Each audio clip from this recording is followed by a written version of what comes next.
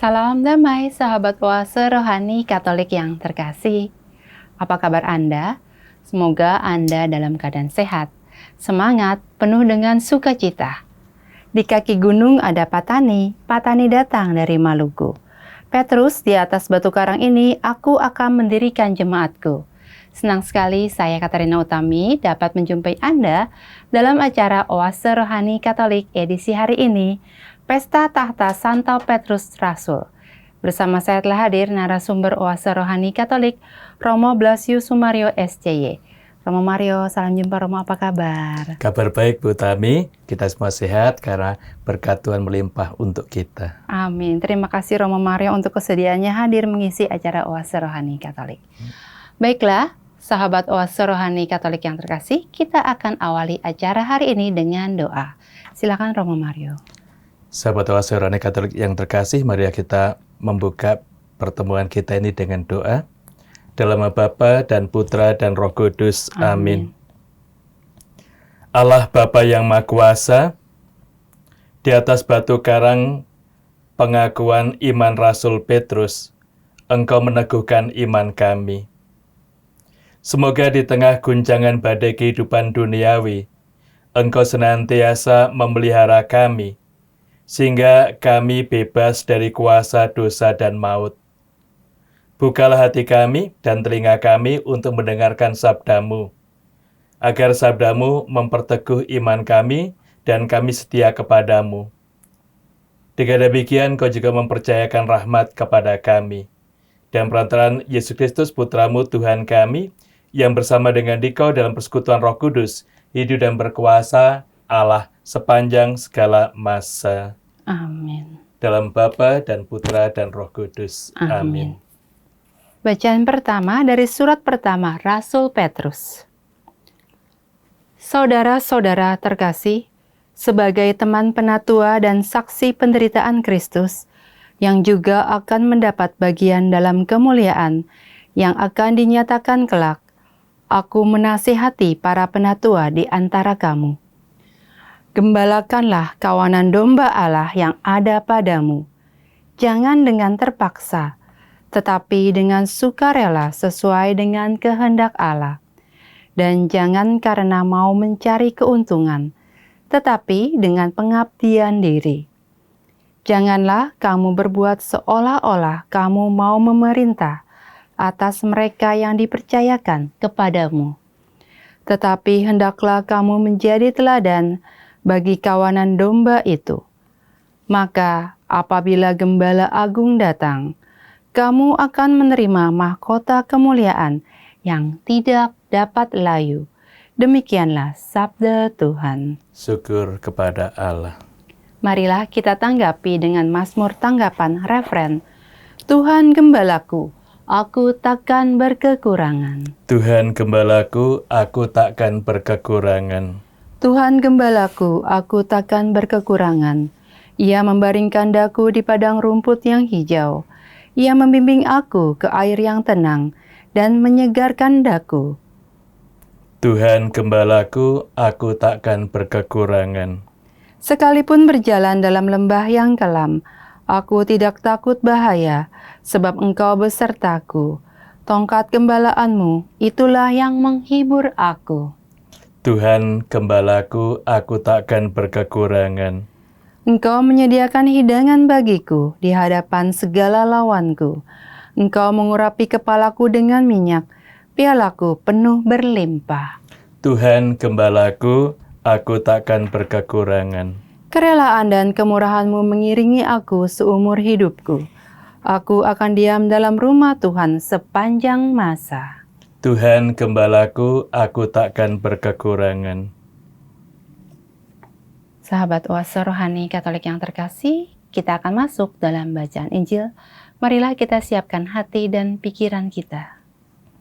Terpujilah Kristus Tuhan, Raja mulia dan kekal. Terpujilah Kristus Tuhan, Raja mulia dan kekal.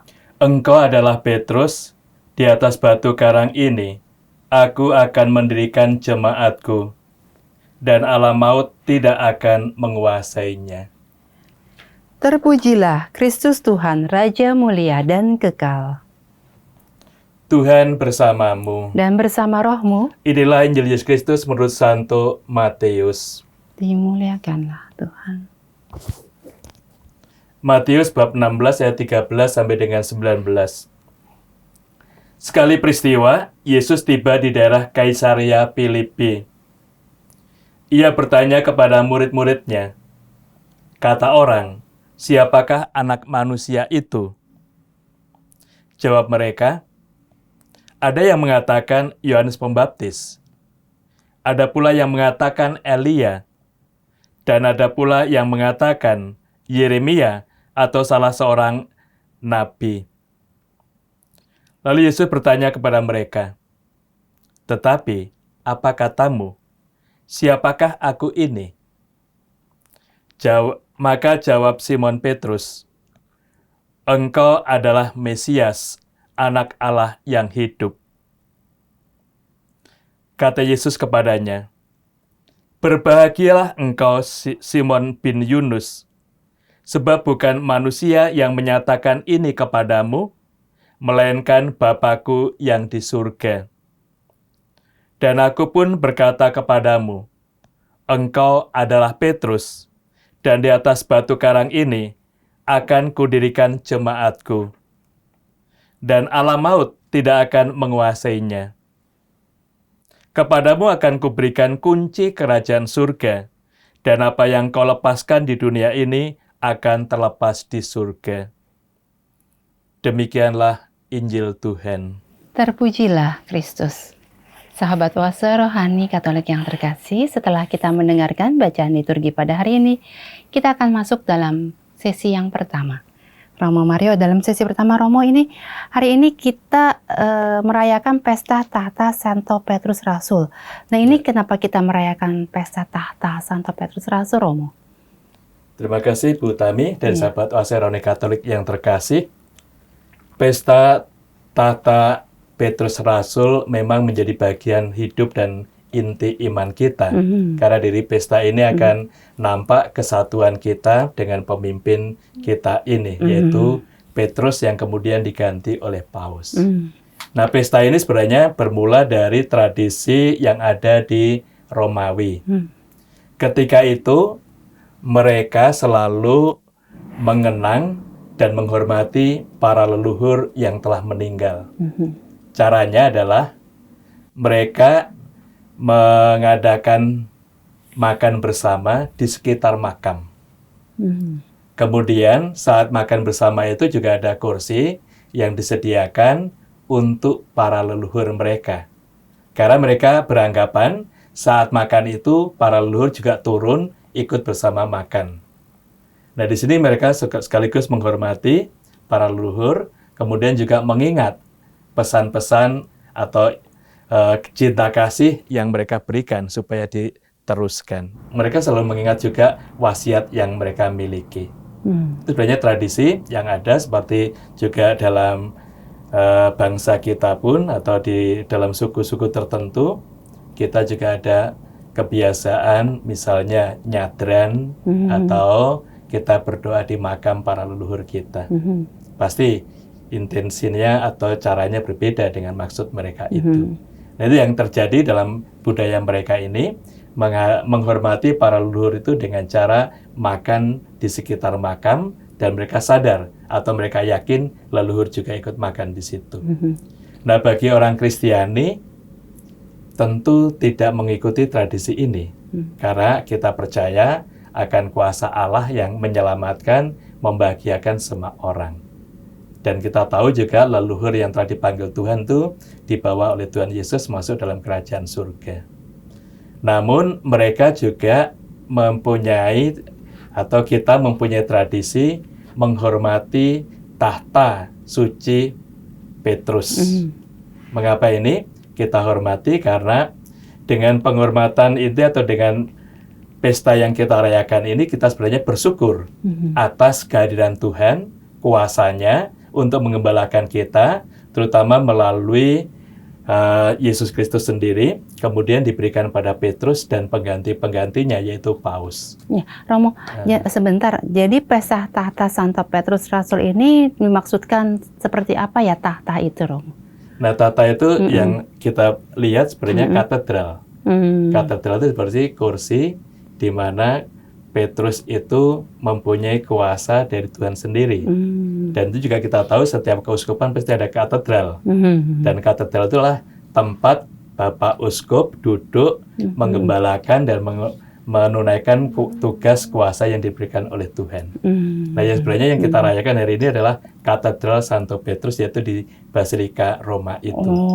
Iya, Roma. Nah, ini yang kita sadari juga, kita lihat Basilika Santo Petrus Roma itu cukup besar, gerejanya juga cukup panjang dan besar. Itu mau mengungkapkan bahwa gereja-gereja yang besar di seluruh dunia ini, kalau dimasukkan ukurannya di tahta Petrus itu masih di dalam tahta itu, sehingga mau mengungkapkan bahwa memang gereja Santo Petrus itu ingin menjangkau, menyatukan seluruh gereja di dunia ini. Dan itu yang kita sadari, kita perhatikan. Maka tadi juga kuasa yang diterima oleh Petrus ingin dilanjutkan. Maka dalam bacaan pertama tadi, Petrus juga memberikan nasihat kepada kita semua, yaitu dengan gembalakanlah domba-domba yang ada di antara kamu, jangan karena terpaksa, tetapi karena sukacita dan penuh cinta. Itu yang kita lihat, kita perhatikan dalam konteks ini. Memang tadi diungkapkan teman sejawat, yaitu para uskup yang menjadi teman sejawat dan juga paus penggantinya mendapatkan nasihat itu. Tetapi kita juga mendapatkan nasihat yang sama, bahwa kita dalam iman kita perlu juga merawat, memelihara orang-orang yang ada di sekitar kita. Maka kita juga diberi tugas oleh Tuhan melalui Petrus ini untuk merawat orang-orang yang ada di sekitar kita dengan kasih dan iman. Bukan kita terpaksa, tapi kita semua membaktikan diri kita untuk kebahagiaan semua orang. Itu yang kita sadari, kita perhatikan dari pesan Petrus dalam bacaan pertama tadi cukup jelas. Kita melakukan sesuatu bukan karena terpaksa. Kita melayani opa oma di rumah, atau juga anak-anak membantu orang tua, itu bukan karena terpaksa, tapi ini karena cinta. Dengan demikian kita melakukan juga senang, tetapi juga semua orang yang kita layani juga akan merasakan sukacita, kebahagiaan. Kita merasa banyak anak kalau melakukan sesuatu ini karena terpaksa diperintah oleh Bapak Ibu. Padahal bukan. Kita melakukan ini semua sebenarnya bukan karena terpaksa, tapi karena cinta kita untuk orang tua, cinta kita untuk anggota keluarga. Demikian juga di tengah masyarakat, kita menolong orang lain juga bukan karena terpaksa. Tapi ini kita melakukan semua itu karena cinta kita pada mereka. Dengan demikian, pribadi kita ini jadi saluran berkat dan rahmat untuk sesama kita. Dan Tuhan pasti juga akan bangga dengan pribadi kita, dengan diri kita yang sungguh melaksanakan semuanya itu dengan sukacita. Nah, karena itu juga akhirnya kita sadari, perutusan-perutusan kita dalam hidup menggereja, perutusan-perutusan kita di tengah masyarakat sebenarnya sebagai ungkapan iman kita, ungkapan kasih kita kepada sesama. Maka tadi juga Petrus memberi nasihat yang cukup jelas, jangan untuk mencari keuntungan diri. Pelaksanaan itu semuanya murni karena kita sendiri merasakan inilah cara saya untuk membahagiakan orang lain, inilah cara saya mengungkapkan kesetiaan iman kepada Tuhan, dan inilah yang juga akan menjadi sumber kebahagiaan bagi sesama kita. Maka Petrus tadi mengungkapkan, melakukan itu bukan untuk mencari kesenangan pribadi kita, tapi pengabdian kita ini sungguh merupakan keluar dari hati kita yang murni, kebahagiaan kita. Maka dengan pelayanan-pelayanan ini sebenarnya kita ingin membagikan kebahagiaan yang kita miliki pada orang lain. Maka kalau kita melayani dengan senang hati, buahnya istimewa. Semua orang akan bangga dan senang dengan pribadi kita. Mereka juga tahu kalau kita melayani dengan terpaksa, apalagi dengan menderita, mereka akan merasakan bahwa itu tidak akan bermakna, berguna bagi kehidupan. Ya, Romo. Dan kita juga bisa tahu bahwa apa yang kita rasakan dalam kebahagiaan itu, kalau kita kembangkan terus-menerus, itu juga memancarkan diri kita untuk melayani dengan penuh sukacita. Kebahagiaan tidak bisa kita rendam atau tidak bisa kita pendam untuk diri sendiri. Tapi kebahagiaan itu akan memancar, akan mengalir dalam hidup kita. Nah, itu akan menjadi kekuatan dalam pribadi kita, maka ini yang juga membuat kita semakin peka dan peduli dengan orang lain. Oke, Romo, jadi kebahagiaan yang kita dapat itu kita salurkan kepada orang lain di sekitar kita dengan melayani mereka dengan tulus ya, Romo? Benar, karena kita sendiri kalau kita selalu bahagia, kita tidak akan merasa terpaksa untuk melakukan sesuatu. Kemudian juga kita tidak ingin kebahagiaan itu untuk diri sendiri, tapi pasti kita berikan pada orang lain. Karena itu juga Paus kita ini juga mengajak kita untuk melayani semua orang dengan kebahagiaan, dengan sukacita. Dan itu akan membawa kita pada suatu pengalaman iman yang sungguh menyatukan kita. Kita sadar kalau kita bahagia, kita mudah menyatukan orang, mengajak bahagia. Tetapi kalau kita sendiri tidak bahagia dalam hidup, pasti kita juga akan sulit untuk mengajak orang bahagia, karena melakukan sesuatu kalau kita nggak bahagia, pasti dengan terpaksa. Dengan bersungut-sungut ya, Romo? Bersungut-sungut, muka muram, atau kemungkinan marah terus. Nah, itu yang sering terjadi kan, mengapa ada pribadi-pribadi yang suka marah. Nah, itu kita bisa introspeksi diri. Kalau kita marah, berarti kita nggak bahagia. Nggak ada orang yang bahagia itu marah-marah. Tidak ada. Nah, itu akhirnya kita juga disadarkan oleh Petrus pada hari ini bahwa melayani dengan sukacita, bukan kalau terpaksa, tapi melayani itu dengan sungguh kebahagiaan, penuh kebahagiaan. Dan ini akhirnya akan membuahkan situasi yang sungguh luar biasa. Banyak orang juga akhirnya bisa merasakan melepaskan penderitaan, kepanikan, atau juga kepenatan karena melihat kita bahagia. Dan juga mereka juga dengan mudah merasakan kebahagiaan itu karena kita sendiri yang pewartanya itu juga bahagia. Iya. Ya, Mo, banyak nih, Mo. Bukan banyak sih, mungkin kita lihat ada beberapa orang di luar sana, bukan kita melihat ada yang melayani itu dengan bersungut-sungut ya, Romo ya. Mukanya itu tidak memancarkan kalau dia itu adalah pelayan yang sesungguhnya ya, Romo. Mungkin ini seperti yang Romo Mario bilang ya, karena mereka tidak bahagia ya, Romo. Bisa terjadi karena memang kurang merasakan kebahagiaan, sehingga atau merasakan pelayanan sebagai kewajiban, tugas. Tapi di lain pihak juga kemungkinan di balik pelayanan itu ingin mendapatkan sesuatu. Jadi nggak murni ya, Romo? Tidak murni. Maka kalau tidak didapatkan yang diharapkan, ya akhirnya kan orang menjadi kecewa. Nah, kekecewaan itulah membuat akhirnya pelayanan itu juga bersungut-sungut. Karena orang kecewa biasanya bersungut-sungut. Bisa terjadi dalam pengalaman kita. Kecewa dengan pasangan hidup yang tidak mendengarkan, ketemu aja langsung mukanya berubah. Lalu juga anak-anak yang kecewa, begitu melihat orang tua langsung marah. Sesuatu yang bisa kita lihat dari pengalaman-pengalaman harian kita itu sungguh nampak bahwa suasana batin itu akan terungkap dalam apa yang kita lakukan. Nah, itu yang kita sadari, kita perhatikan dalam dinamika hidup kita. Maka hati kita itu yang sungguh penuh kasih, penuh iman itu akan mengungkapkan kebahagiaan, dan itu akan terpancar di dalam kehidupan kita, juga dalam pengalaman-pengalaman di tengah masyarakat kita. Ya Romo, sangat menarik sekali ya Romo, bahwa kita itu tadi yang Romo katakan bahwa terpancar dari apa yang kita perbuat sehari-hari ya Romo ya. Jika di dalam diri kita itu ada kebahagiaan, maka akan terpancar dengan pengalaman kita dengan sesama ya Romo. Ya, karena Tuhan sendiri sebenarnya selalu mengalirkan kebahagiaan itu, dan kebahagiaan sebenarnya mudah kita peroleh kok dari peristiwa-peristiwa yang kita jumpai.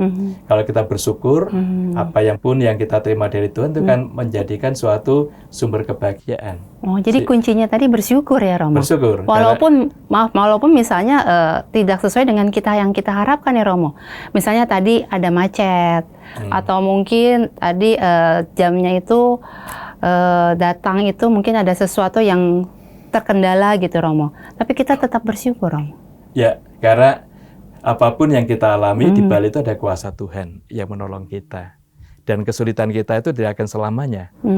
Kesulitan itu sebentar, tapi kalau kita dengan tekun, kemudian juga dengan sabar melewati itu, dan kita akan gembira, akan bahagia. Dan itu yang selalu akan tampak di dalam kehidupan bersama. Oh iya, baik Romo, kalau seperti itu berarti kita dalam menjalani kehidupan kita sehari-hari itu diharapkan kita tekun dan bersabar, juga kita bersyukur atas segala yang terjadi dalam hidup kita ya Romo. Benar, karena juga sesama kita itu sebenarnya mendukung kita. Pelayanan kita itu bukan sendirian, sesama mendukung itu sebenarnya juga menjadi sumber kebahagiaan kita. Nah itu dengan kebahagiaan yang kita dukung itu, yang kita ungkapkan itu, dukungan dari sesama itu pasti orang lain juga akan mudah merasa bahagia bersama kita. Ya, itu dia yang terpenting Romo. Jadi kita mendapatkan dukungan dari orang-orang di sekitar kita, jangan dilupakan ya Romo. Iya. Ya. Baiklah sahabat Oase Rohani Katolik yang terkasih, kita akan jeda sejenak, kita akan jumpa lagi nanti di sesi yang kedua, tetaplah di tempat Anda.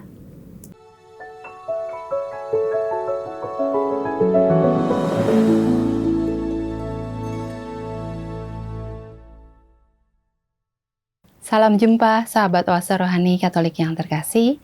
Masih bersama dengan kami Oase Rohani Katolik. Sesi yang kedua masih bersama dengan Romo Blasius Sumario SCY dan saya Katerina Utami. Bagi Anda yang ingin mengirimkan saran atau Anda ingin sharing iman, Anda dapat langsung menghubungi alamat email kami orkaj2021@gmail.com atau langsung menghubungi nomor telepon kami 0881-0251-33438. Sekarang kita lanjutkan permenungan kita di sesi yang kedua ini. Ya, Romo Mario, hari ini kita merayakan pesta Tahta Santo Petrus Rasul. Nah, ini apa pentingnya bagi kita umat Katolik nih, Romo Mario? Terima kasih Bu Tami dan sahabat Oase Rohani Katolik yang terkasih. Peristiwa yang kita rayakan hari ini sebenarnya juga mau menyadarkan kita pentingnya dalam kepemimpinan gereja kita. Dalam Injil tadi cukup jelas kita melihat Yesus sebenarnya berada di Kaisarea Filipi bersama para muridnya. Kaisarea Filipi itu kalau kita lihat di seberang Danau Galilea, wilayah yang cukup jauh dari wilayah Israel itu. Sebenarnya di tempat orang lain, bangsa lain. Nah, di situ mau diungkapkan bahwa Yesus juga mau menjajaki, pertanyaan tadi juga jelas. Kata orang, siapa anak manusia itu? Nah, anak manusia diungkapkan untuk kata ganti bagi diri Yesus itu di tengah masyarakat yang umum ini. Dengan kita sadar anak manusia itu adalah tokoh yang ada di hadapan Tuhan dengan situasi penuh kuasa dan wibawa. Maka itu sebenarnya dari kitab Daniel, bahwa pribadi seperti anak manusia yang punya daya ilahi di hadapan Tuhan. Nah, itu Yesus mau menyatakan dirinya sebagai pribadi yang ilahi, yang dari Allah itu. Nah, karena itu mereka mengenalnya tadi seperti nabi-nabi yang muncul, yaitu Elia. Mengapa Elia ini cukup kuat memorinya di hadapan masyarakat itu? Karena dia nabi yang sungguh sangat membantu pertobatan bagi umat Israel. Dan dia naik ke surga dengan kereta kencananya itu. Mereka semua melihat. Tapi mereka juga percaya bahwa Elia ini akan datang kembali kalau Mesias yang dinantikan itu hadir. Maka dengan ungkapan masyarakat bahwa dia itu Elia, mereka sebenarnya sudah tahu bahwa Mesias itu sudah hadir di antara mereka ini. Itu sebenarnya ungkapan yang pertama yang muncul dari pernyataan siapa anak manusia bagi masyarakat. Tetapi Yesus juga mau tahu siapakah pribadi Yesus itu bagi para muridnya. Maka pertanyaan juga muncul. Tapi bagi kamu bukan siapa anak manusia itu, tapi siapa aku ini bagi kamu. Nah, di situ mau diungkapkan bagaimana selama ini mereka menjalin relasi dan memahami pribadi Kristus itu. Maka Petrus tadi mewakili rekan-rekannya mengungkapkan iman kepercayaannya. Engkau adalah Mesias, itu dengan tegas diungkapkan bahwa Petrus sudah tahu bahwa Mesias yang dinantikan sudah hadir, yaitu pribadi Yesus sendiri. Dan juga diungkapkan anak Allah yang hidup. Nah, dengan iman kepercayaan ini, Yesus melihat ungkapan Petrus sudah tepat. Karena itu dia akhirnya diberi kuasa. Yang tadi diungkapkan bahwa di atas batu karang ini, yaitu pribadi Petrus yang keras, yang ulet dalam iman itu tadi, akan kudirikan jemaatku, yaitu gereja. Maka Petrus itu menjadi fondasi untuk perkembangan gereja berikutnya. Kemudian juga yang terungkap, kepadamu akan kuberikan kunci kerajaan surga. Itu artinya apa? Kunci beneran atau apa itu, Romo? Jadi yang diberi kuasa, kuasa Yesus sendiri diberikan kepada dia. Dan ini yang juga kuasa ini diberikan kepada pengganti-pengganti Petrus, yaitu para paus. Oh, jadi diteruskan dari Tuhan Yesus ke Petrus lalu ke para paus ya, para Romo? Paus. Sampai sekarang nih, Romo? Iya, paus dan uskup. Karena uskup itu juga pengganti para rasul. Sedangkan kalau kita lihat dalam sejarahnya, Petrus pimpinan para rasul itu digantikan oleh paus. Paus pimpinan gereja seluruhnya. Kemudian para rasul tadi digantikan yang sekarang ini uskup-uskup.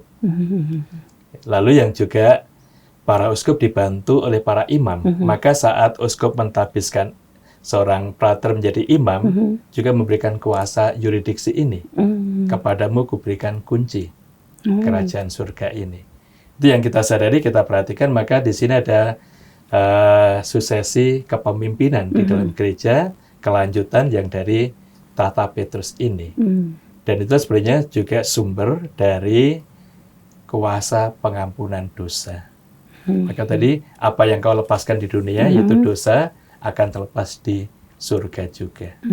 Jadi pentingnya bagi kita juga melihat kuasa para imam, uskup, dan paus ini yang diterima dari Tuhan Yesus sendiri. Dan ini akhirnya untuk menolong kita, membantu kita. Sehingga dengan kuasa ini kami para imam bisa melaksanakan tugas pengkudusan dari Kristus untuk pengampunan dosa. Dan itu yang perlu kita kembangkan, perlu kita sadari, karena kadangkala ada ungkapan mengapa perlu mengaku dosa pada imam. Imam pun manusia biasa. Memang kami manusia biasa, tetapi mendapatkan kuasa dari Tuhan, dari ungkapan yang dinyatakan Tuhan Yesus kepada Petrus tadi. Ini sebenarnya yang terjadi. Nah, sekarang dari tahta itu sendiri, Petrus melaksanakan tugas dan tanggung jawabnya mengembalakan gereja. Dan tahta itu sekarang diduduki oleh paus. Karena itulah pentingnya bagi kita pelaksanaan perayaan hari ini itu mau menyatakan bahwa kita memang dalam kesatuan kepemimpinan ini. Lalu dalam kesatuan kepemimpinan ini kita juga mendapatkan tugas yang sama seperti yang diungkapkan Petrus dalam bacaan yang pertama tadi, untuk sungguh mengembangkan iman kita di tengah masyarakat dengan bentuk pelayanan yang tulus, yang bahagia, yang membahagiakan banyak orang. Ya, Romo. Jadi peringatan pesta tahta Santo Petrus Rasul ini sangat penting bagi kita umat Katolik ini, Romo, ya? Ya benar, karena ini kita mau melihat suatu kesatuan kita sebagai gereja, maka kita punya satu pimpinan, yaitu paus. Dan pimpinan ini juga itu diteruskan dari abad ke abad itu. Yang pertama itu adalah Rasul Petrus ya, Romo? Satu Petrus itu menjadi paus yang pertama. Jadi ini nggak putus ya, Romo, ya? Tidak putus. Sampai sekarang ini? Iya. Oh, itulah kekayaan gereja Katolik ini ya, Romo? Jadi rahmat yang melimpah, dan dari tradisi ini yang akhirnya juga mengembangkan iman kepercayaan kita.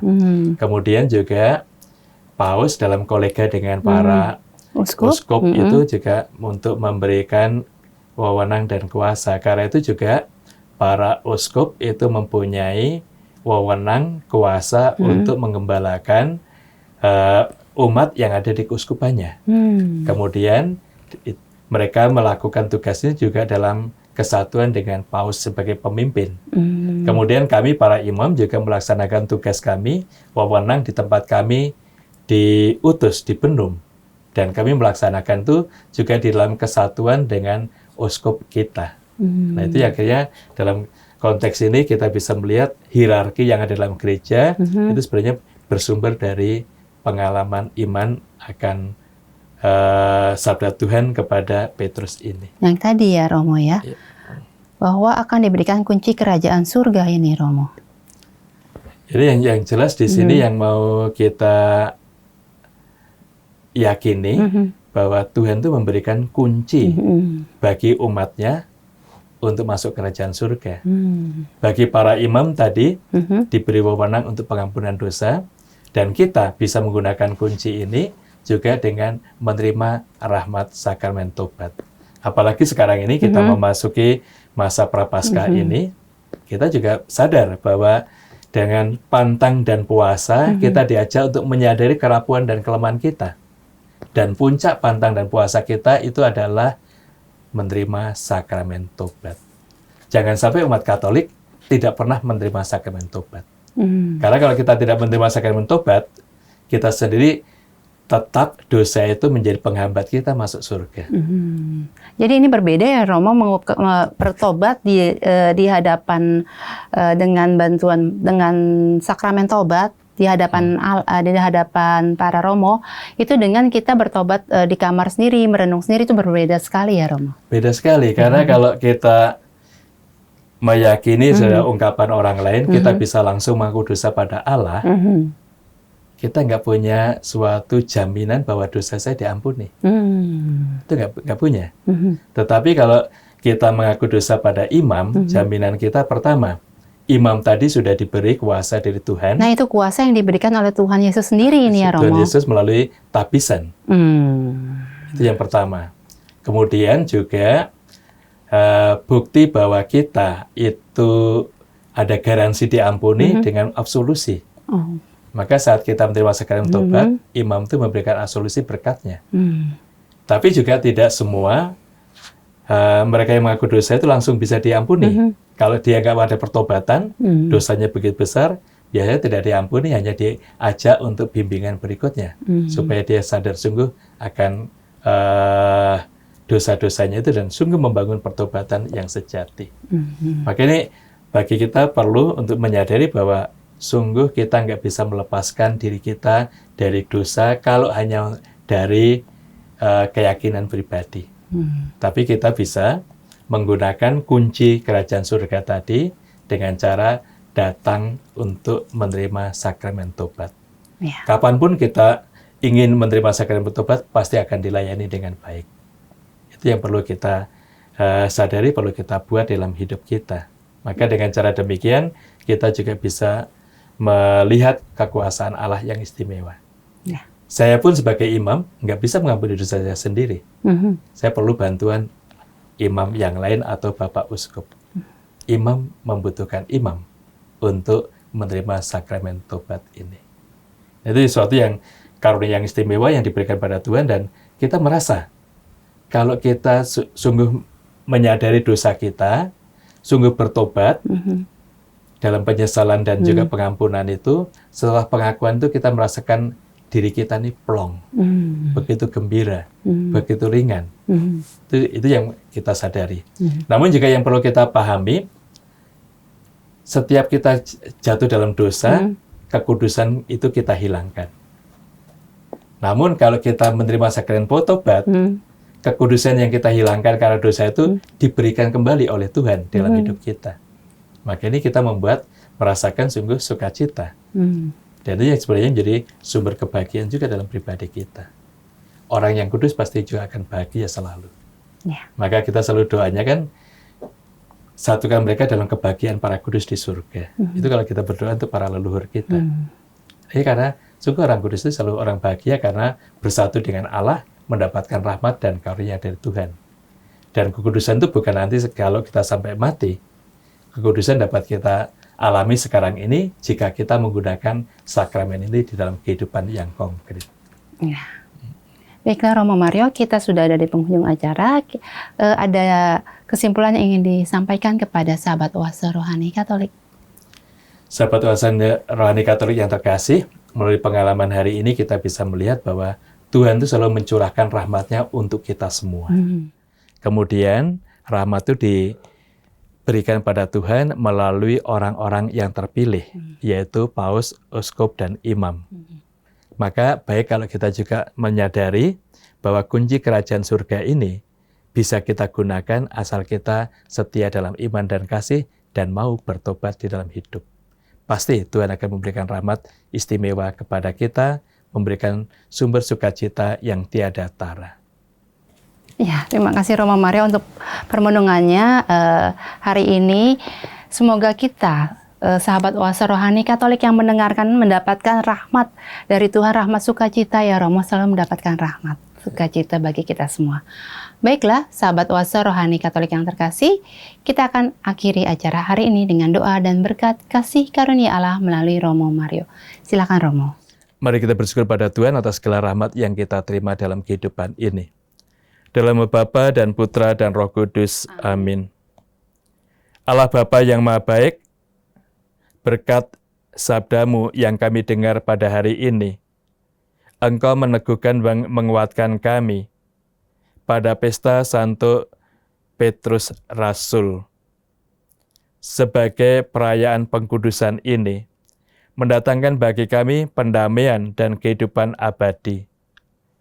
Bimbinglah kami untuk selalu menyadari rahmat istimewa yang Kau-berikan pada kami, untuk menolong kami melepaskan diri dari kuasa dosa dan maut, agar kami juga dapat menggunakan kunci kerajaan surga yang Kau percayakan pada kami, dan akhirnya membuahkan pertobatan sejati dan kekudusan dalam kehidupan, serta kebahagiaan. Dengan perantaraan Kristus, Tuhan kami. Amin. Amin.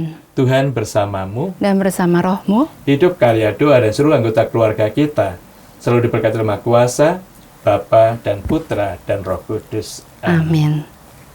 Sahabat oase rohani Katolik yang terkasih, demikianlah acara kita pada hari ini. Semoga apa yang telah disampaikan oleh Romo Mario dapat menambah semangat iman bagi kita untuk semakin melayani dengan sukacita. Akhir kata kami berdua, Romo Blasius Sumario SCY dan saya Katrina Utami, pamit undur diri. Sampai jumpa pada edisi oase rohani Katolik berikutnya.